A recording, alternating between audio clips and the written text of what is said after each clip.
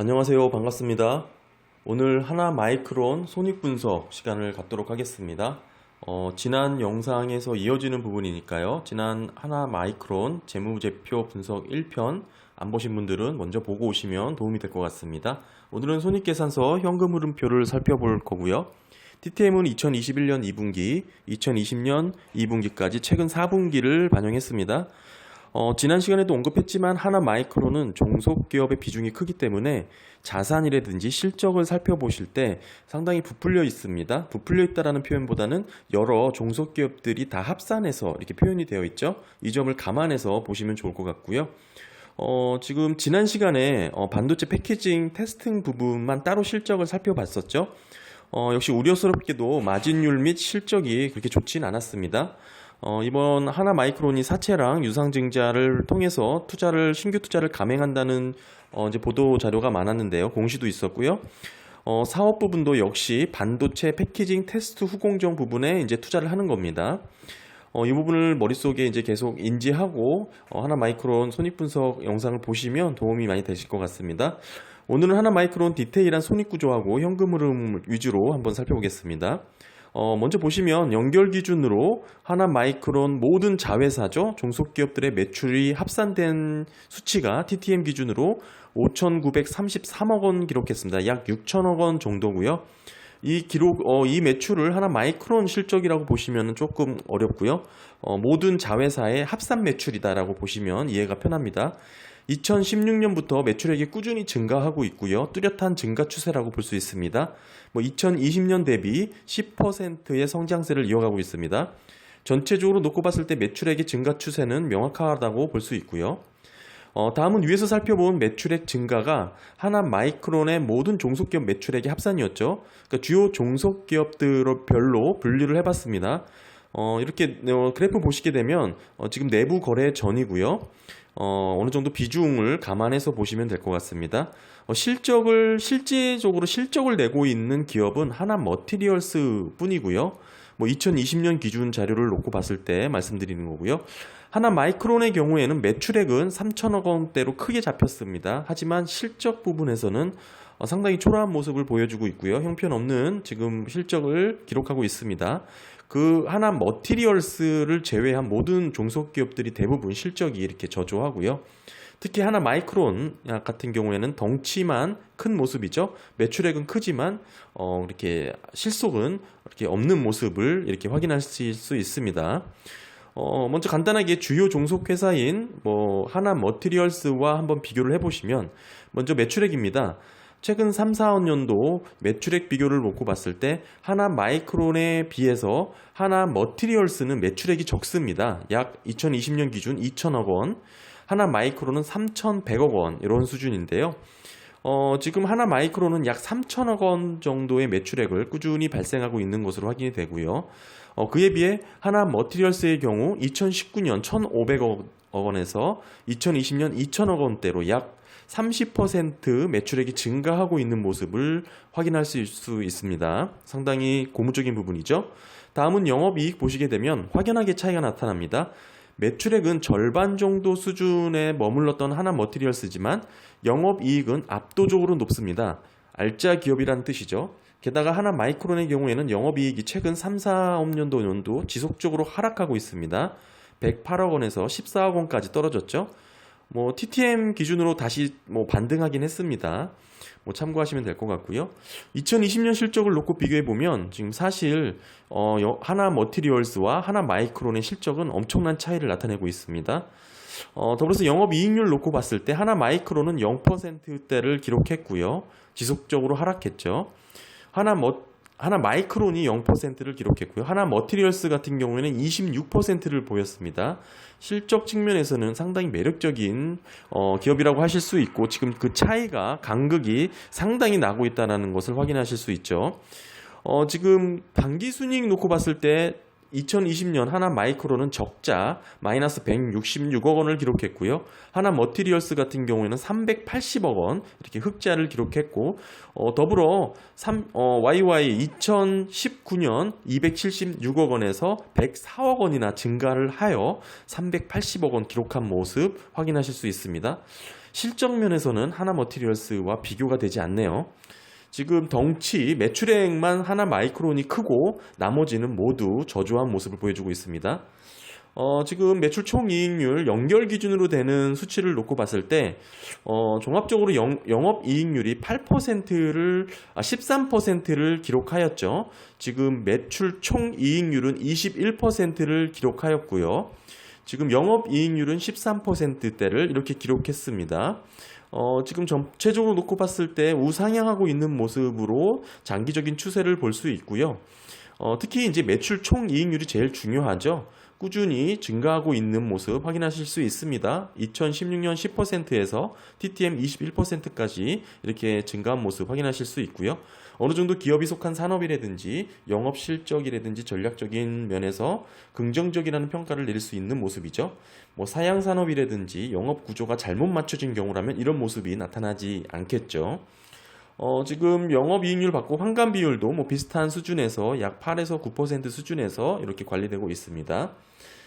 다음은 이제 별도 기준을 봤습니다. 하나마이크론 기업만 놓고 이제 마진율을 봤는데요. 매출 총이익률이 2014년도 15%에서 꾸준히 하락하여 2020년 4%대까지 떨어졌습니다. 상당히 부정적인 모습이 아닐 수 없다고 볼 수 있고요.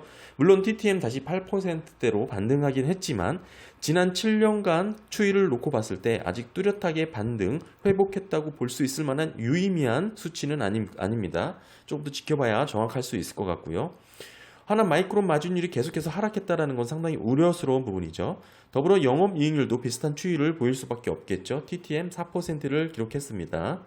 기업이 속한 산업의 성장성은 충분히 예상되는 부분이지만 그 산업에서 기업의 역할, 경쟁성이라든지 점유율, 수익성 측면에서는 불확실성의 위험이 다소 엿보이는 그런 모습입니다.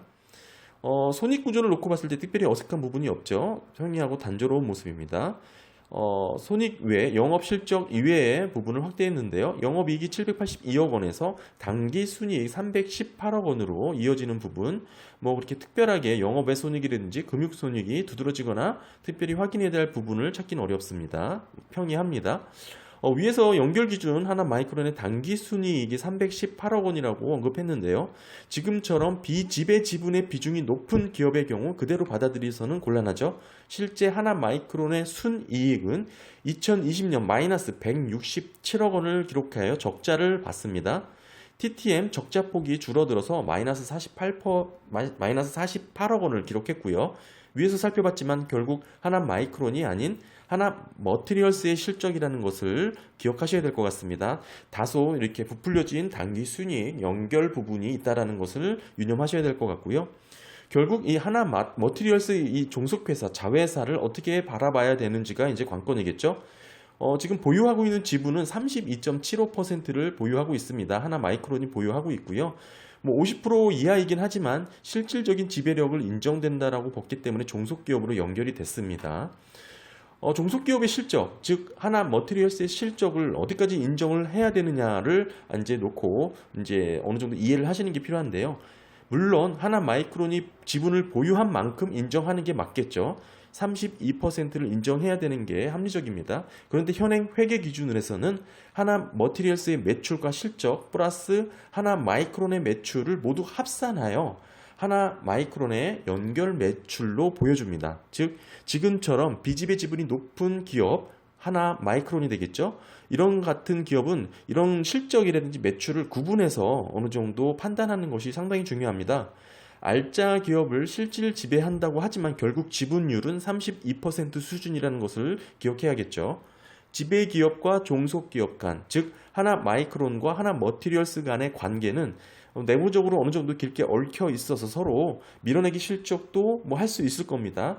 이를 내부 거래라고 하는데요. 이런 내부 거래를 모두 제거하고 연결 합산하게 되는 거죠. 사실 이렇게 모두 연결 종속 기업을 합산하는 이유는 내부 거래를 제대로 들여다보기 위해서 이렇게 관리하는 것인데요. 일단 중요한 것은 하나머티리얼스가 잘 나가는 기업이죠. 하나마이크론도 좋지 않을까 이렇게 투자자분들을 궁금해 하실 텐데요. 왜냐하면 종속기업으로 보유한 지배기업이기 때문에 그렇습니다. 근데 사실 뭐 100% 그렇다고 볼 수는 없는 게 많은 기업들이 보유한 투자 자산, 뭐 타기업 지분도 될 수 있고, 뭐 금융자산도 될 수 있고, 뭐 기타 여러 가지가 될 수 있겠죠. 관계기업도 될 수 있고. 사실 이렇게 보유한 타기업 지분율을 매각해도 보유하고 있는 지배기업의 시가총액이 적은 기업들이 많습니다. 뭐 대표적으로는 지주회사가 그렇고요. 많은 계열사를 거느리고 지분으로만 확보한 지분으로만 놓고 봤을 때 그 지분만 다 팔아도 이 지주회사보다 더 많은 금액을 확보할 수 있음에도 시가총액은 그렇게 저평가를 받는 것이죠. 지주회사들이 만년 저평가를 받는 이유이기도 합니다. 어제 오늘만의 문제가 아니고요. 시장에서는 결국 실질 영업 본질의 성과를 상당히 우수하게 본다는 것입니다. 결국 지속 가능한 영업의 성장성을 중요하게 들여다본다는 것인데요. 결국 이렇게 접근하게 된다면 아무리 좋은 기업을 보유하고 있다고 하더라도 보유한 지분율이 32% 수준이라면 하나 머티리얼스의 실적을 그대로 인정하기에는 어렵다, 이렇게 이해할 수 있습니다. 차라리 뭐 쉬운 말로 하나 머티리얼스에 투자하는 게 더 낫다라는 얘기가 되겠죠. 어느 정도 수학적으로도 입증을 할 수 있는 부분이 있는데요. 지배 종속 관계를 단계별로 거치게 되면 결국 주가의 가치는 희석될 수밖에 없다라고 이렇게 보는 입장도 있습니다. 아무튼 종속 기업이 잘 나간다고 해도 어느 정도 기업이 이제 지배 기업이 인정을 받을 수는 있겠지만 희석되는 부분이 많다, 이렇게 정리할 수 있겠죠. 뭐 쉽게 복잡해 보일 수 있는 얘기를 지금 말로만 설명드리니까 좀 어려웠는데요. 쉽게 이해할 수 있는 부분이 바로 기본 주당 이익이 있습니다. EPS가 있는데요. 해당 기업의 EPS는 마이너스를 기록했죠. 마이너스 210원입니다. 뭐 2020년 마이너스 607원, 2019년도 마이너스였고요. 2016년도도 마찬가지로 마이너스였습니다. EPS는 지배 기업 기준의 순이익으로 계산하기 때문에 이렇게 적자가 날 수밖에 없겠죠. 뭐 2016년도부터 지속적으로 하락하는 모습, 좋은 모습은 아닙니다. 연결 기준으로 놓고 봤을 때 주요 실적 패턴을 보시면 영업 현금 흐름이 더 높습니다. 실제로 실적보다 단기 순이익보다 현금을 더 벌어들이고 있는 모습인데요. 2020년도의 경우 단기 순이익은 36억 원이죠. 실제 현금은 828억 원 벌었다는 뜻이죠. 차이를 놓고 봤을 때는 먼저 유형자산의 비중이 59%인 기업이기 때문에 감가상각비가 561억 원 이렇게 가감이 되었습니다. 뭐 비용으로는 차감되지만 실제 현금이 나간 게 아니기 때문에 다시 합산하는 거고요. 외화 환산 손실도 마찬가지입니다. 보유주긴 외화의 환율로 인해서 손실분이 뭐 순이익에는 잡혔지만 실제 교환하지 않은 부분이 있기 때문에 들고 있는 것 뿐입니다. 실제 손실이라고 볼 수는 없죠. 마찬가지로 매각 예전 자산 손실도, 처분 손실도 마찬가지고요. 이자 비용도 155억 원, 이런 부분이 있습니다. 이런 영향 조정 내역으로 인해서 결국 실적보다는 더 많은 현금 창출이 있었다, 이렇게 이해할 수 있습니다. 참고로 2020년 영업 현금 흐름 828억 원에서 TTM 1351억 원으로 크게 증가한 부분은 하나 머티리얼스의 영업 현금 흐름이 증가한 부분도 있죠. 하나 마이크론도 사실 127억 원 증가했고요. 이렇게 개선된 모습이 있었습니다. 연결 기준으로 놓고 봤을 때 전체적인 기업의 현금 흐름 패턴은 영업으로 벌어들인 자금 이상으로 투자에 쓰고 있는, 지출하고 있는 모습이 지속적으로 나타났습니다. 2015년부터 TTM까지 비슷한 패턴이 동일하게 나타났고요. 특히 2017년 투자 활동이 크게 늘어나면서 더불어 부족한 자금을 차입하는, 조달하는 모습이 이어지고 있습니다. 2014년도를 제외하면 이후 기업은 계속해서 자금이 모자랄 정도로 투자에 집중하고 있는 모습을 나타내고 있고요. 별도 현금 흐름 패턴을 놓고 봤을 때 하나 마이크론만 본 겁니다. 마찬가지로 영업으로 벌어들인 현금 이상 투자 지출을 하고 있습니다. 지난 연도 그랬고 최근 3, 4년도 꾸준히 그랬습니다. 특히 2020년 약 974억 원의 투자 지출을 감행했는데요. 당연히 부족한 자금 759억 원을 추가로 조달했고요. TTM 투자 지출 금액이 줄어들어서 자금 조달 비용도 줄어들긴 했습니다. 그럼에도 아직 양수를 보이고 있죠. 계속해서 기업에 돈이 없는, 자금이 부족한 모습을 보이고 있는 겁니다. 기업의 카펙스 규모를 놓고 봤을 때 2018년도 1241억 원을 기록하고 이렇게 크게 증가한 모습을 확인할 수 있습니다. TTM 영업활동 현금보다 적은 비중으로 이렇게 지출이 줄어든 모습 확인하실 수가 있고요. 먼저 하나 머티리얼스의 유형자산 취득 2018년도 기준으로 봤을 때 1,007억 원을 기록한 부분이 있죠. 이 2018년에 가장 큰 카펙스 지출은 하나 머티리얼스의 이제 카펙스 지출이다라고 이렇게 볼 수 있는 부분입니다. 별도 카펙스도 발췌를 했습니다. 하나 마이크론만의 카펙스 지출 규모는 2020년 약 500억 원 기록하며 최고를 기록했는데요. 최근 3-4년도 기준이고요.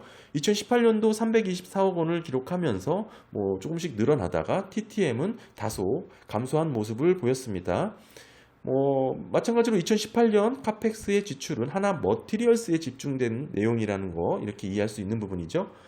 더불어서 최근 공시한 하나 마이크론의 1,500억 원 규모의 시설 투자는 2020년 대비 약 3배 규모라고 볼 수 있죠. 2020년 500억 원 정도의 카펙스 지출을 했던 기업이기 때문에 그렇습니다. 이해를 쉽게 표현하자면 지금의 매출이나 실적을 올리기 위해 기본적으로 설비 재투자, 관리에 들어가는 카펙스 수준을 약 400억에서 500억이라고 볼 수 있다는 것인데요. 물론 감가상각비랑 비교를 해야겠지만 그동안 신규 투자라든지 설비 확대가 어느 정도 두드러졌다라고 볼 수 있는 부분이 아니기 때문에 이렇게 가늠할 수 있겠죠. 참고로 이렇게 카펙스 수준을 감안해서 보수적으로 접근할 때 약 1,000억 원 규모의 신규 설비 확대를 기대할 수 있는 겁니다. 지금 최근 공시한 1,500억 규모의 시설 투자는 결국 지금 지난 연도 약 500억 원 정도의 설비 투자를 이어왔던 기업이기 때문에 신규 설비 확대를 약 1,000억 원 정도로 볼 수 있다는 뜻이죠. 결국 이렇게 늘어난 하나 마이크론의 매출액을 한번 추정해 봤는데요. 시설 투자 후 하나 마이크론의 실적을 추정한 것입니다. 2020년 매출이 3,100억 원대를 기록했던 기업은 1,000억 원 정도의 유형자산이 늘어난 것으로 놓고 봤을 때 매출액은 약 4,800억 원 정도로 추정해 볼 수 있습니다. 기업의 유형자산 대비 매출액이 2018년도 68%, 2019년도 73%, 2020년도 61% 수준이니까요. 평균치를 67%를 적용하면 기업의 신규 시설 투자 후 매출은 4,800억 원 정도가 되는 거죠. 하지만 관건은 기업의 낮은 영업이익률에 있습니다. 위에서도 살펴봤지만 하나 마이크론의 경우 영업이익률이 2018년 3%, 그 다음 1%, 0%대를 기록하며 낮아졌죠. 평균 2%대를 기록하고 있습니다. 이렇게 영업이익을 80억 원대로 추정해 볼 수가 있겠죠. 2018년도 108억 원대와 비슷한 수준입니다. 지금 기업의 관건은 낮은 영업이익률에 있는 거죠. 이 낮은 영업이익률의 주요 원인은 낮은 영업총이익률에 있었고요. 결국 관건은 신규 시설의 투자라고 보기보다는 계속해서 하락 추세인 영업총이익률에 있습니다. 이 중요한 거는 영업총이익률은 기업 입장에서 어떻게 해볼 겨를이 적다라는 것이죠. 판관비는 어떻게든 해볼 여지가 있겠지만 이 영업총이익률은 기업 외부 환경적인 요소가 많기 때문에 쉽지 않습니다. 가격 협상에 우위를 점하거나 공정을 개선하여 원가율을 낮춰야 하는 등의 획기적인 노력이 필요한데 아쉬운 상황이라고 볼 수 있는 거죠. 기업은 2017년부터 공격적인 투자를 해오고 있습니다. 영업으로 벌어들인 현금보다 더 많은 투자를 감행하고 있는 것이죠. 어느 정도 규모인지 가늠하기 위해서 감가상각비와 비교를 했는데요. 보시면 2017년부터 감가상각비를 상회하는 간극이 벌어졌다는 거 확인하실 수 있죠. 이 간극만큼 신규 설비 투자라고 볼 수 있습니다. TTM 그 간극이 다소 좁혀졌어. 지금 어느 정도 간격이 좁혀진 모습을 확인하실 수 있죠. 2017년도부터 2020년도까지 기업은 신규 설비 시설 확대, 생산 설비 확충 등을 투자한 것으로 볼 수 있습니다. 이 내용 디테일하게 위에서 살펴봤지만 하나 머티리얼스에 집중됐더라는 부분도 체크했고요. 연결 기준으로 2020년과 TTM의 FCF 차이를 보시면 좋은데요. 2020년 이후 카펙스 지출이 어느 정도 감소되면서 FCF 잉여현금 흐름이 흑자로 전환된 모습을 나타냈습니다. 영업현금 흐름이 증가한 것도 원인이 있고요. 별도 FCF 놓고 봤을 때 하나 마이크론만 들여다보면 아직까지는 FCF가 음수 마이너스입니다. 비용 구조라든지 손익 구조가 충분히 발생하고 있는 모습은 아닙니다. 이런 와중에 추가적인 신규 시설 투자를 감행하고 있는 기업인데요. 물론 지금보다는 실적이 개선되겠지만 지금까지의 기업의 히스토리컬 데이터로 봤을 때는 의심해 볼 만한 수익성을 의심해 볼 만한 여지는 충분하다고 봅니다. 결론적으로 봤을 때 현재 기업은 유상증자 흥행을 위해서 어느 정도 노력할 테니까 주가 관리를 기대해 볼 수치는 있습니다. 수준은 있습니다만 현재까지 기업의 자체 수익 구조라든지 실적은 크게 매력적인 모습을 갖추고 있지는 않았습니다. 앞으로 개선될 여지는 뭐 있겠죠. 뭐 그건 그때 가서 다시 확인해 봐야 될 부분이고요. 오히려 지난 시간에 이어서 하나 머티리얼스가 더 알짜인 것이 확실해졌고요. 뭐 이 부분도 더 디테일하게 들여다봐야 정확하겠지만 어느 정도 지금까지 두 기업을 비교해 봤을 때 하나 마이크론보다는 하나 머티리얼스가 더 매력적인 것은 확실해 보입니다. 지금 간단하게 하나 마이크론에 대해서 뭐 손익, 뭐 수익, 실적 비교를 한번 해봤는데요. 우려스러운 부분은 역시 이 낮은 마진율에 있었습니다. 특히 매출 총이익률이 지속해서 감소한다는 것은 어느 정도 이 하나 마이크론이 개선하고 극복해야 될 주요 단점 중에 하나라고 보여지고요. 지금 반도체 패키징 테스트 부분의 실적을 따로 살펴봤을 때도 불구하고 지금 하나 마이크론 실적을 별도로 살펴봤을 때도 불구하고 종합을 해보면 이번 투자로 인한 실적이라든지 수익은 그렇게 크게 개선점을 갖고 오기보다는 우려스럽게 접근하는 부분이 어느 정도 보였습니다. 투자자분들은 이 점을 좀 유의해서 종합적으로 접근하시는 게 좋을 것 같습니다. 아무튼 하나 마이크론 기업에 대해서 궁금하신 분들에게 다소 도움이 되었길 바랍니다. 감사합니다.